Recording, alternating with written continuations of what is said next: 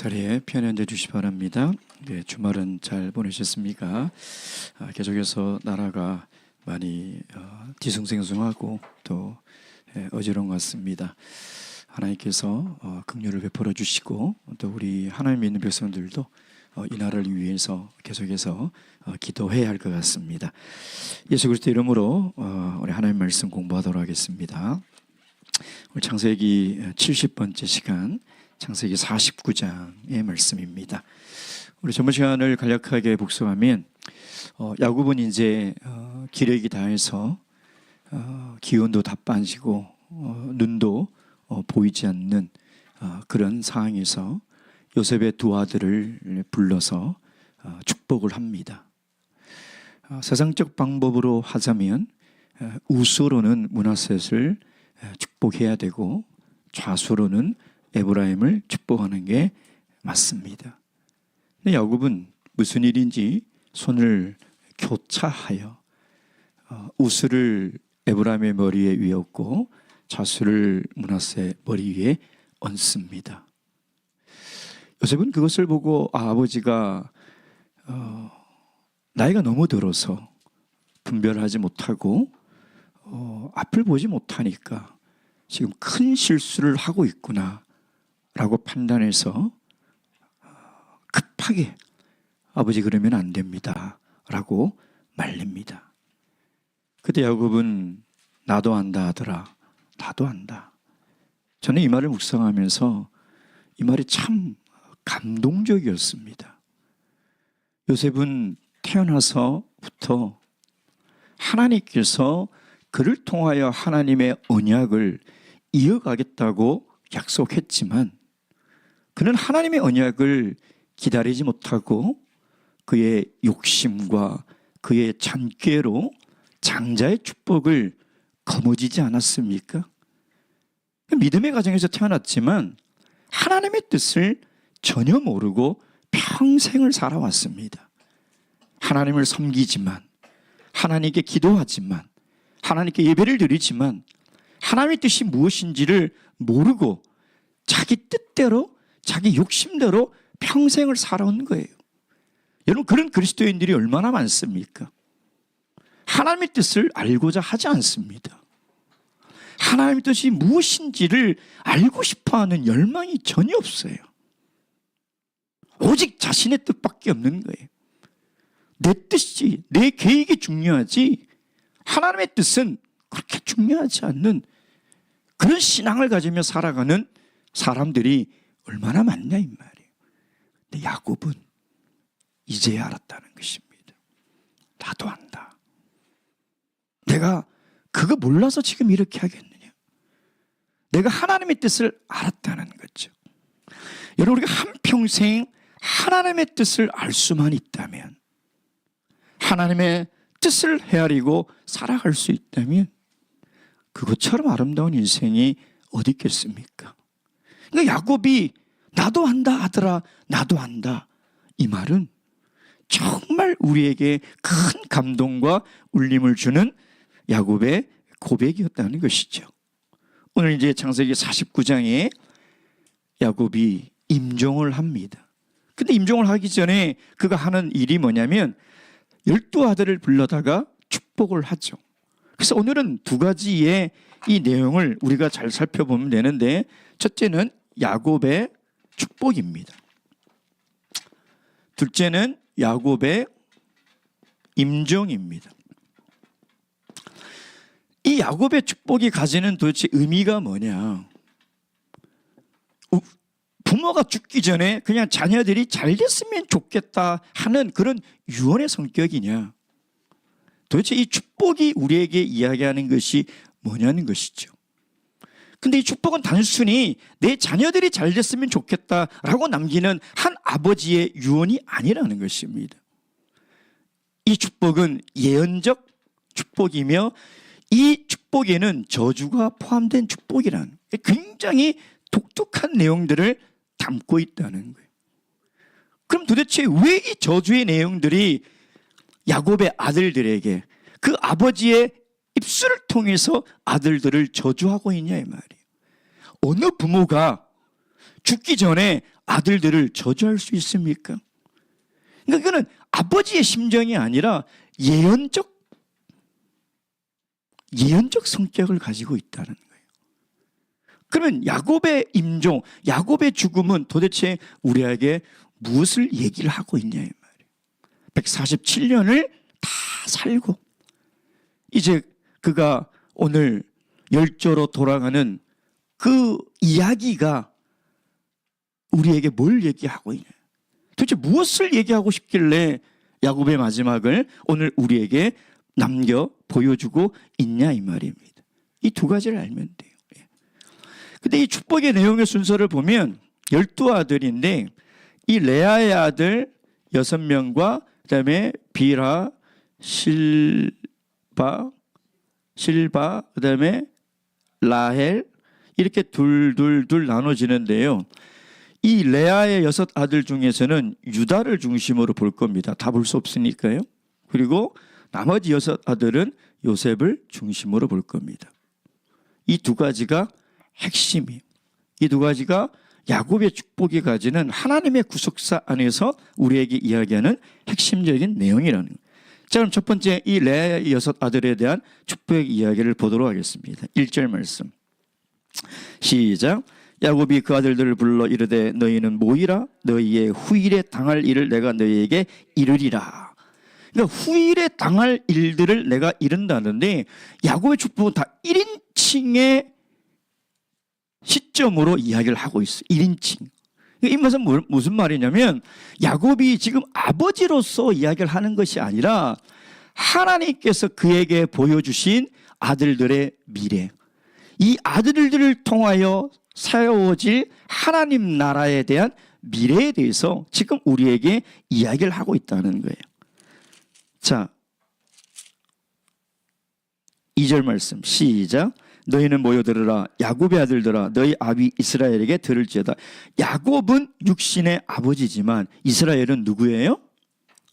하나님의 언약의 계승자라는 거예요.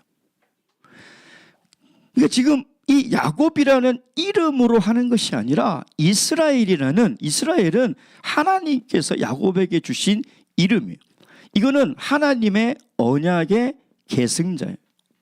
하나님은 어떤 언약을 맺었습니까? 아브라함과 너 자손으로 내가 내 나라를 만들겠다는 그 약속이 있잖아요. 그러니까 그 약속이 지금 야곱을 통해서 이 12아들에게 계승이 돼야 돼요. 전승이 돼야 된다는 거예요. 그래서 야곱의 축복은 단순히 내 자녀들이 잘 됐으면 좋겠다라는 의미가 아니라는 거예요. 하나님의 언약이 야곱을 통해서 어떻게 지금 계승이 되느냐, 어떻게 전승이 되느냐, 그걸 지금 우리에게 이야기를 하고 있다는 것입니다.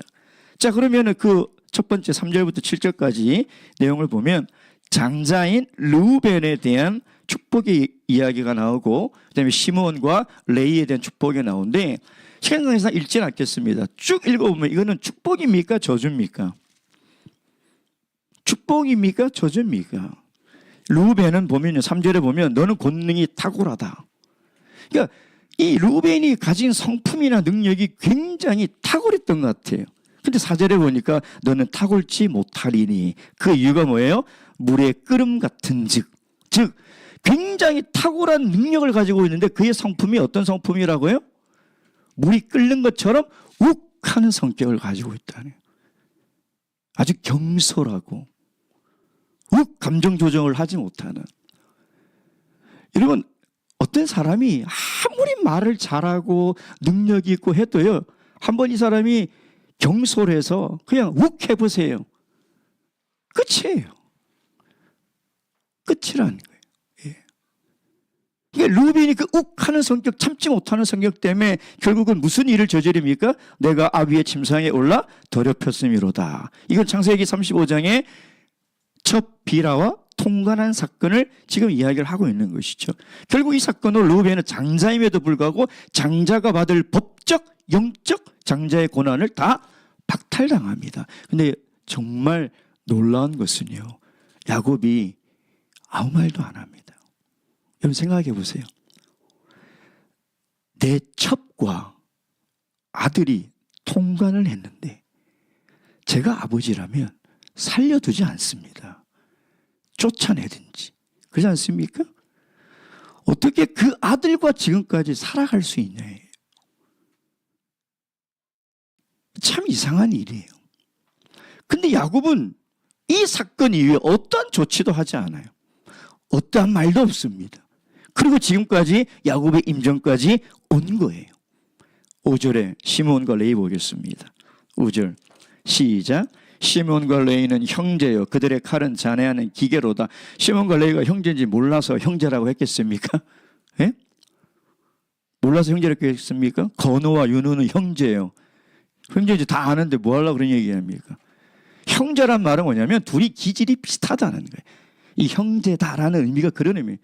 기질이 비슷한 어떤 기질이에요? 잔인해요. 시몬과 레위는 잔인해요. 칼을 잘 써요. 예. 어떤 사건을 얘기하고 있는 거죠? 누이 디나가 세겜에 가서 성폭행을 당한 그 사건을 듣고 복수의 칼을 가지고 가서 그들을 어떻게 해버립니까? 도륙해버려요.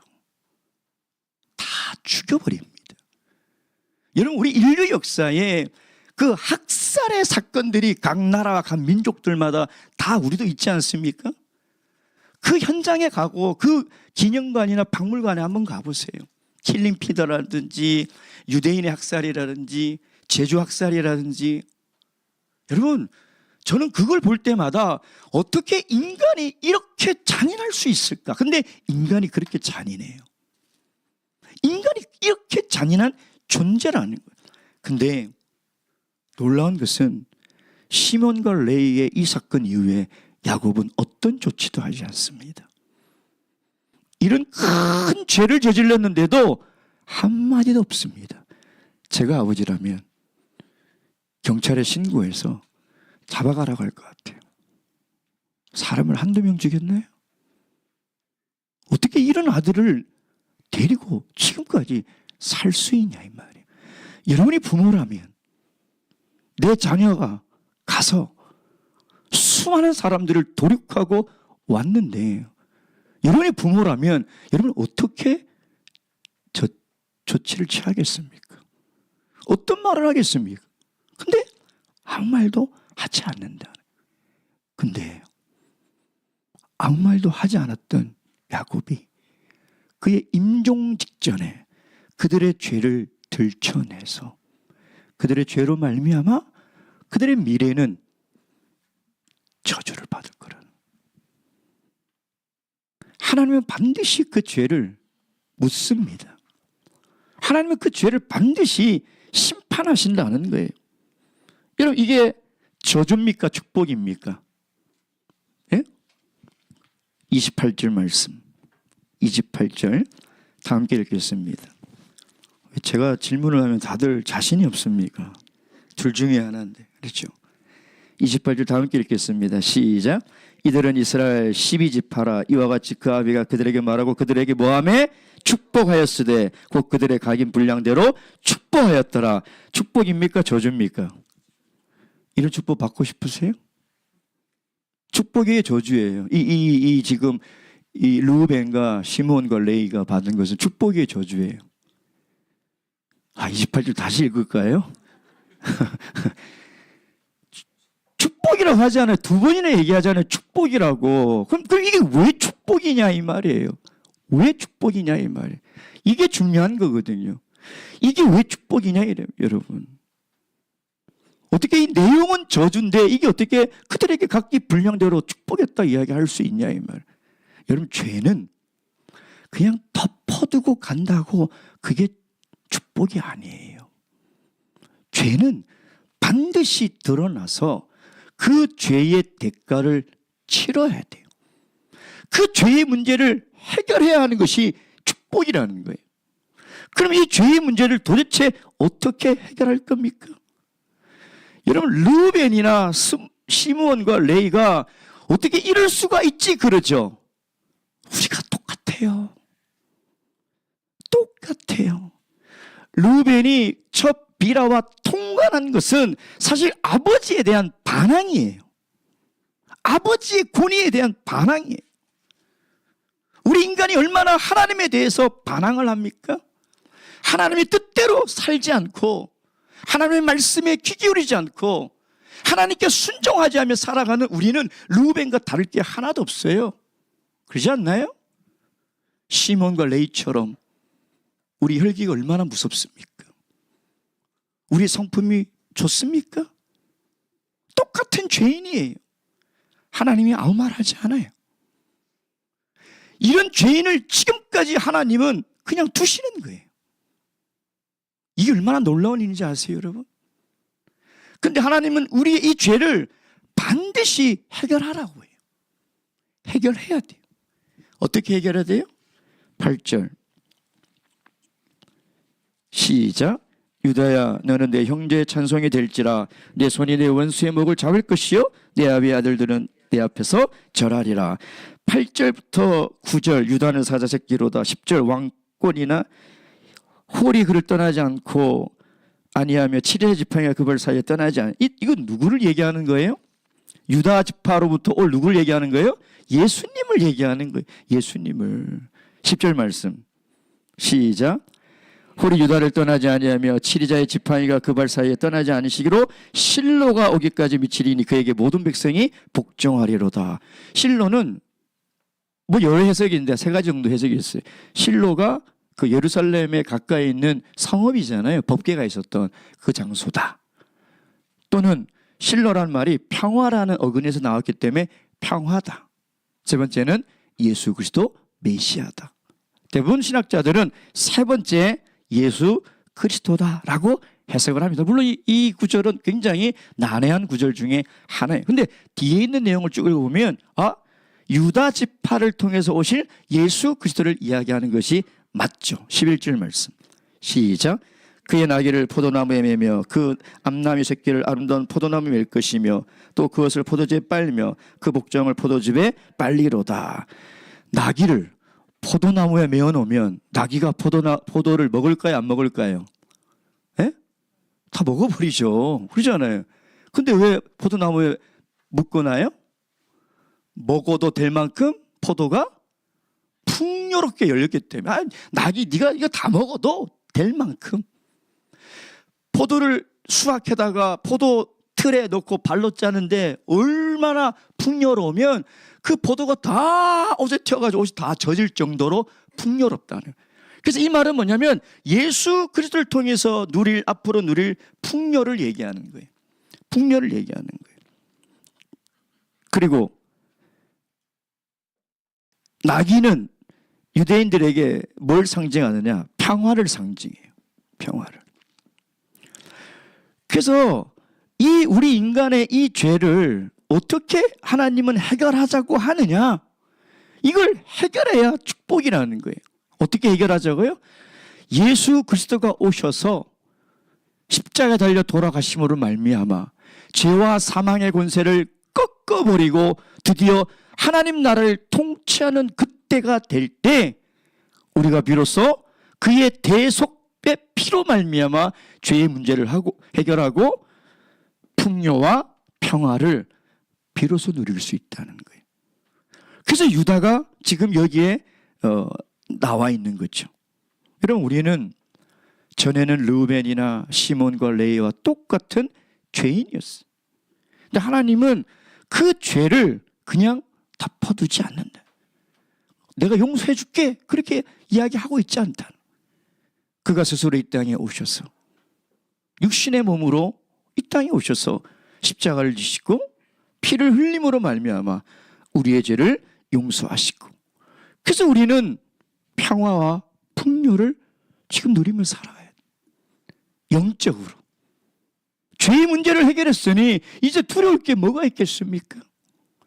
죄의 문제를 해결했으니 하나님의 풍성한 은혜를 우리가 누리며 살아갈 수 있는 하나님의 자녀가 되었다는 거예요. 그리고 13절부터 15절까지는 스브론과 이사갈에 대한 이야기가 나옵니다. 우리 다 다루지 않겠습니다. 여러분, 우리가 이 전반부의 야곱의 이 축복을 보면 야곱은 지금 하나님의 뜻을, 미래적 예언을 정확하게 깨닫고 있어요. 그러니까 육적인 눈은 노쇠해서 보이진 않지만 영적인 눈은 밝아져서 하나님의 뜻과 계획이 이 아들로 통하여 하나님께서 어떻게 이뤄가실지를 그걸 정확하게 알고 있다. 여러분, 이게 쉬운 일입니까? 마치 하나님이 12아들에게 그들의 미래에 대해서 예언하는 것처럼 야곱은 임종 전에 기력이 쇠했으니, 여러분, 이 12아들을 지금 방금 누구를 축복했어요? 요셉의 두 아들 축복했어요. 그리고 또 12아들을 이어서 지금 축복하고 있거든요. 이게 보통 힘든 일입니까? 이 긴 이 문장들을 여러분 계속 한다는 것이 얼마나 힘든 일이겠냐 이 말이에요. 근데 최선을 다해서 하는 거죠. 최선을 다해서. 왜? 언약의 계승자이기 때문에. 이 아브라함부터 물려온 이 하나님의 언약이 야곱을 통하여, 지금 아브라함부터 야곱까지는 둘 중에 하나를 쳐내고 왔잖아요. 제가 얘기했죠. 근데 야곱에 와서 이제 쳐냅니까 안 냅니까? 안 쳐내잖아요. 야곱을 통한 이 12아들을 통해서 하나님은 이스라엘을 만드시겠다는 그 언약을 지금 계승해야 돼요. 야곱은 굉장히 중요한 사명을 가지고 있는 거죠. 그걸 지금 하고 있다는 거예요. 여러분, 많은 사람들은 자신의 미래나 자신의 자녀들의 미래를 궁금해합니다. 어떻게 될까? 또 어떻게 컸으면 좋겠다? 세상적인 그런 바람과 욕심들을 가지고 있어요. 근데 여러분, 사람의 미래와 운명은 우연이나 사건이나 사고를 통해서 결정나지 않습니다. 사람의 미래는 어떤 미신적인 방법을 통해서 그것이 제거가 되거나 좋아지지 않습니다. 왜 그럴까요? 사람의 생사화복은 하나님이 쥐고 있는 거예요. 우리가 믿는 하나님은 사람을 살리기도 하시고 죽이기도 하시며 복도 주시고 저주도 주시는 하나님이에요. 그러면 우리가 무엇에 관심 가져야 될까요? 내가 어떻게 될까? 내 자녀가 앞으로 어떻게 될까? 거기에 관심 가지지 마세요. 오늘 내가 하나님 앞에 어떻게 살아야 할까? 이게 중요한 거예요. 내가 하나님 말씀 붙들고 하나님의 언약 안에서 하나님 말씀에 순종하며 살아가면 하나님은 우리의 미래를 반드시 책임져 주십니다. 하나님이 주신 그 언약을 자녀들에게 힘써 계승하면 하나님 반드시 자녀들을 책임져 주십니다. 여러분, 부모가 우리 자녀들의 미래를 책임질 수 있습니까? 아직도 그런 착각을 하고 계신 부모님들이 있다면 정말 하나님이 어떤 분인지 여러분 말씀을 통해서 깨달으시기 바랍니다. 우리가 자녀들이 할 수 있는 것은 없어요. 정말 우리가 관심을 가지고 힘써야 되는 것은 야곱처럼 영적인 눈이 밝아서 내 인생과 우리 자녀들의 인생이 하나님의 뜻과 계획 안에 어떻게 이루어지는지를 보려고 해야죠. 그걸 볼 수 있는 눈이 있어야죠. 그리고 오늘 내가 하나님 앞에 어떻게 살아가는가? 여러분, 그게 중요한 거예요. 그게 불안하니까 하나님 믿는 사람들도 전보로 다니고 하나님 믿으면서 온갖 미신적인 생각을 하고 살아가잖아요.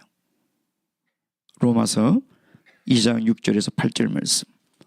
로마서 2장 6절에서 8절 말씀.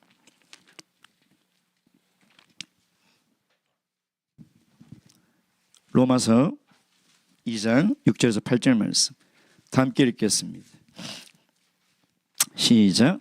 하나님께서 각 사람에게 그 행한 대로 보응하시되 참고 선을 행하여 영광과 존귀와 썩지 아니함을 구하는 자에게는 영생으로 하시고 오직 당을 지어 진리를 쫓지 아니하고 불의를 쫓는 자에게는 노와 분으로 하시리라. 아멘.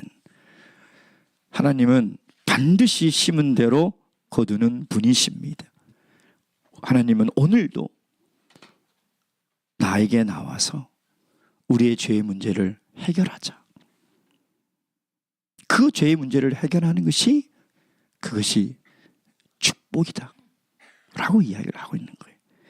자, 그럼 이제 두 번째 야곱의 축복은 실바와 비라와 라헬의 두 아들에 이어지는데, 여러분 굉장히 지금 이 아들들에게 축복하면서 마치 야곱의 개인적 기도와 같은 굉장히 독특한 내용이 나와요. 그게 뭐냐면 18절 다 함께 읽겠습니다. 시작.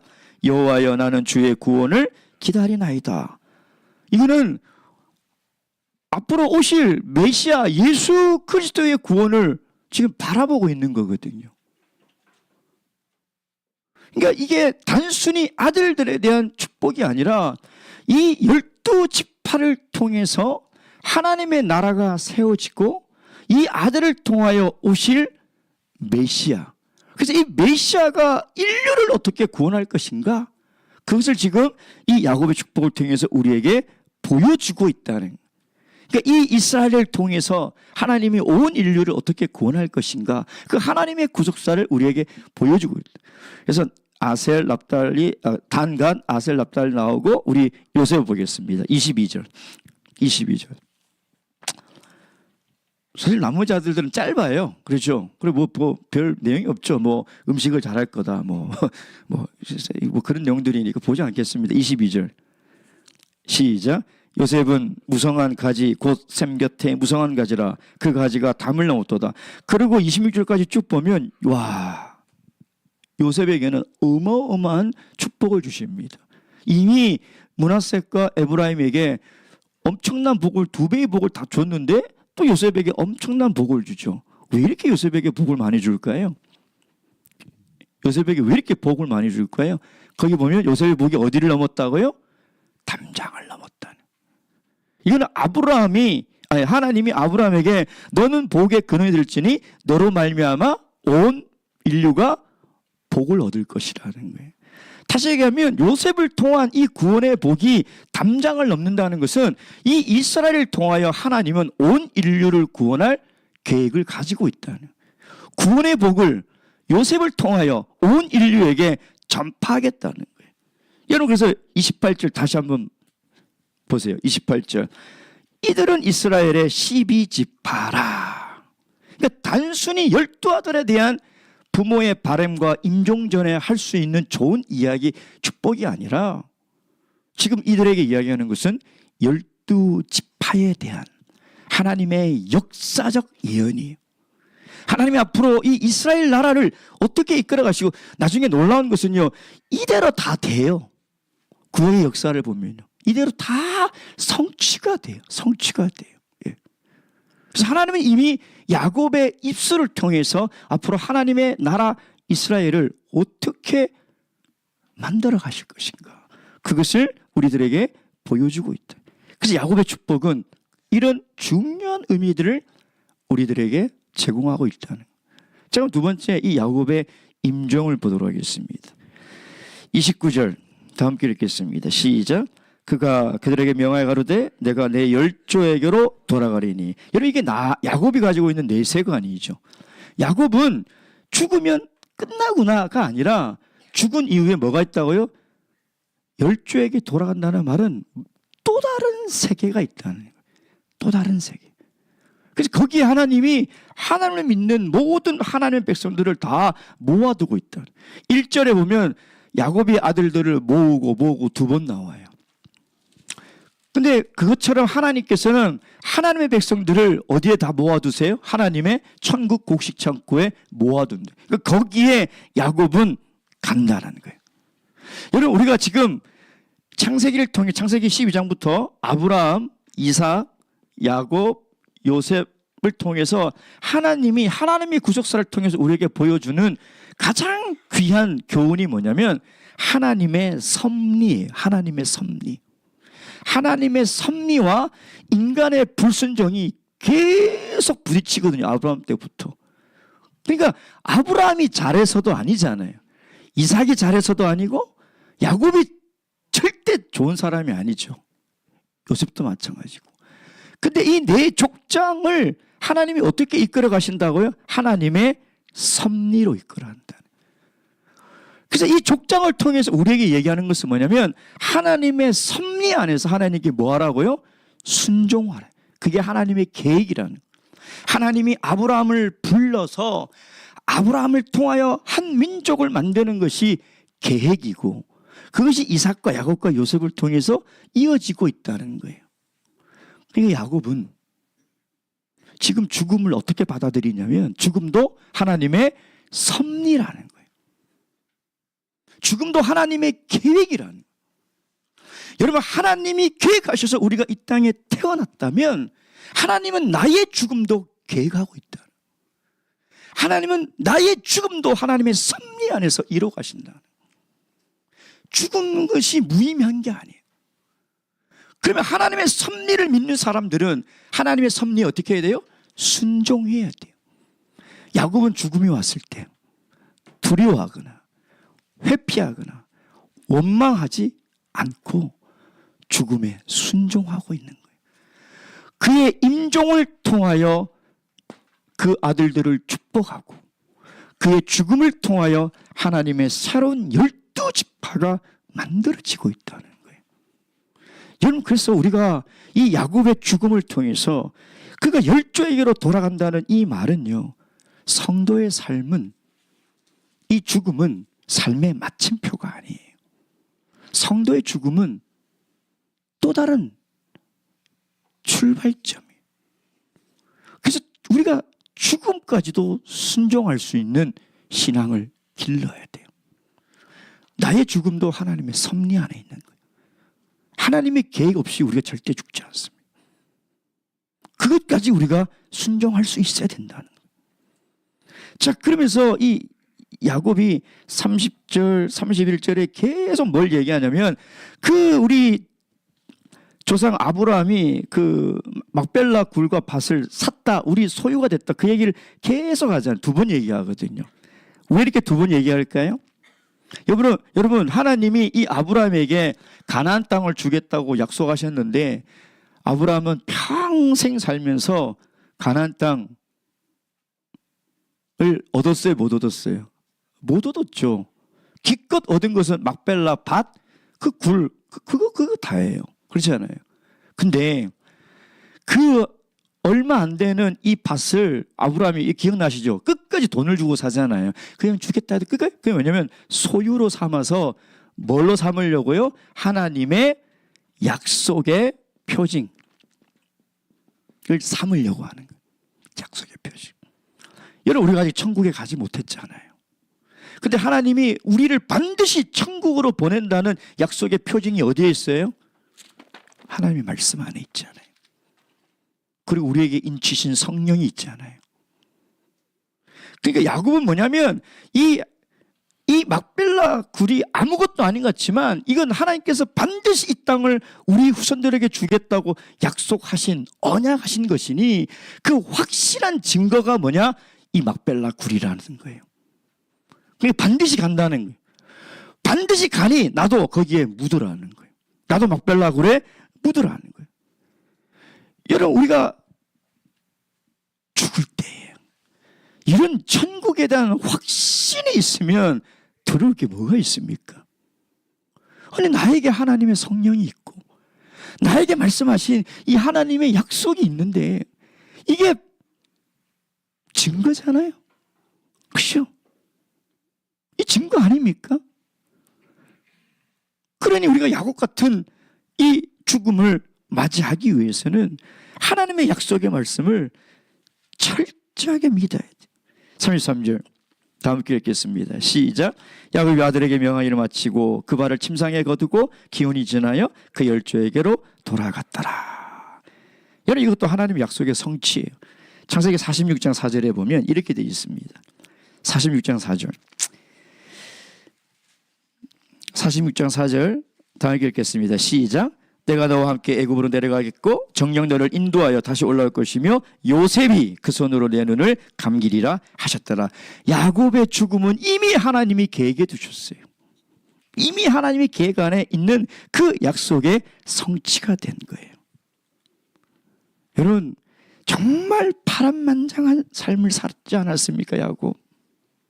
근데 그 인생의 마지막은 너무 멋지고 아름답고 평온하고 신앙적인, 얼마나 멋집니까?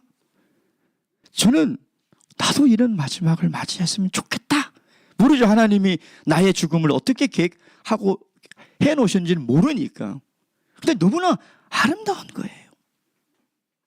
여러분, 사람은 다 죽는다는 것을 인정하면서도요, 그 죽음이 나에게 언제 어디서 어떻게 올 수 있다는 것은 망각하고 살아가요.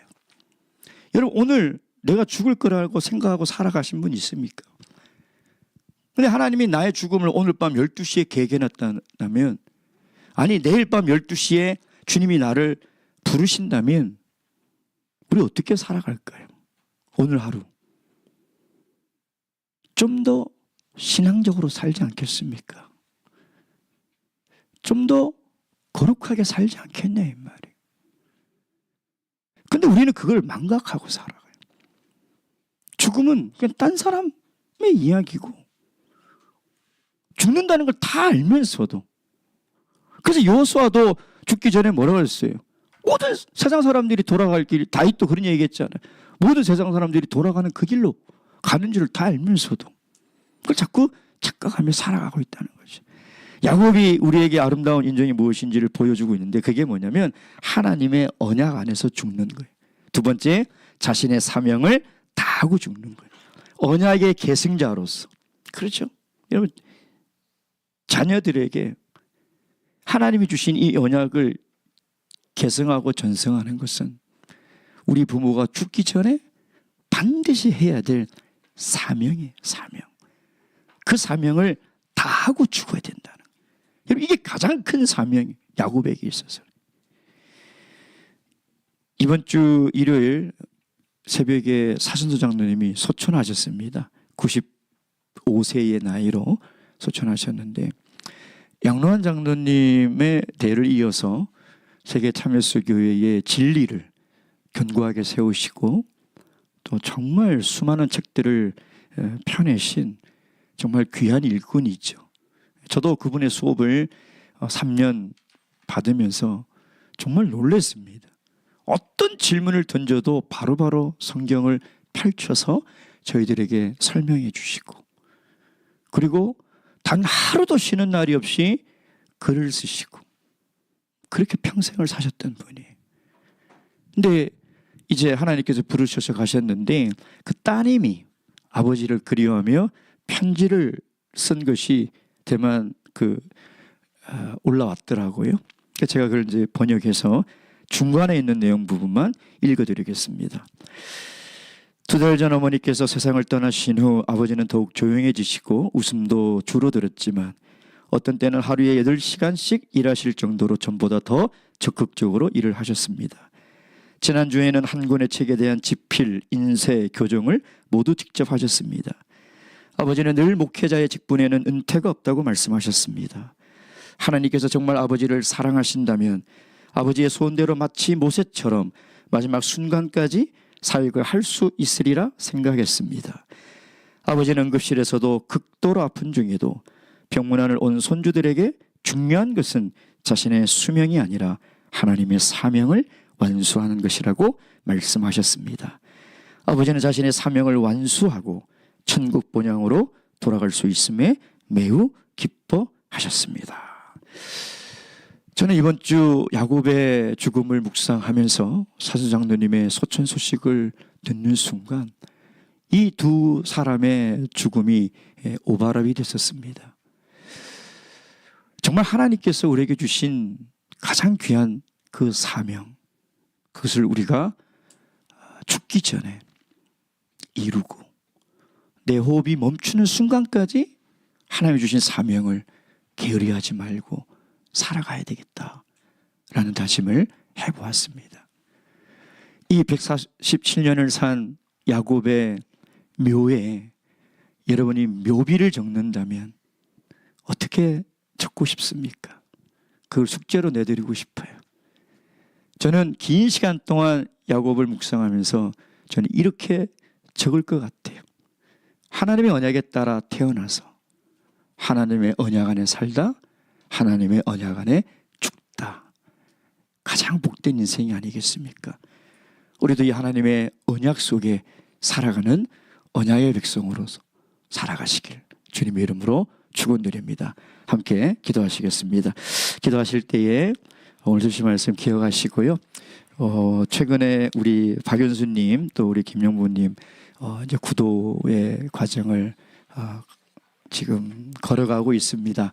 하나님께서 두 분의 마음과 귀를 열어주셔서 하나님의 진리를 듣게 하시고 진리를 볼 수 있도록 도와주시고, 저번 주에 우리 김영범님이 좀 성령의 감동이 좀 있은 것 같습니다. 그래서 이제 저는 안수 기도도 하고 있거든요. 그래서 두 분 기도할 때 안수 받기를 원하시면 앞에 나와서 안수 기도 받으시면 되고요. 두 분의 영혼 구원을 위해서도 우리 성도님들 계속해서 기도 부탁드리겠습니다. 기도